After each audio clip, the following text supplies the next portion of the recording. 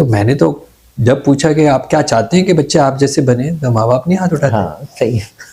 پھر کس کیا بنے؟ وہی بنے جو پھر بن رہے ہیں. پھر آپ کو کیوں شکایت ہے کہ ایسے کیوں بن رہے ہیں؟ تو وہ جو ماں باپ یہ سمجھ رہے ہیں کہ ہم کو اس دنیا میں لے آئے ہیں یا آ گئے ہیں.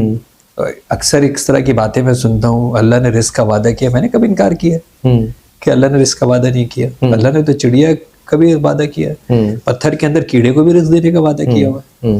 لیکن اس کی زندگی کیسے گزرے گی، اس کی زندگی اس دنیا میں کیسے کارآمد ہوگی، وہ آخرت میں کیسے سرخرو ہوگا، اس کا وعدہ کیا کیا اس نے؟ اس کی تعلیم، اس کی تربیت، اس کی صحت، اس کا اخلاق، اس کا ریزم، اور اس زندگی کے اندر اس کی ابدیت کی زندگی گزارنا، اس کا تو کوئی وعدہ نہیں کیا اس نے.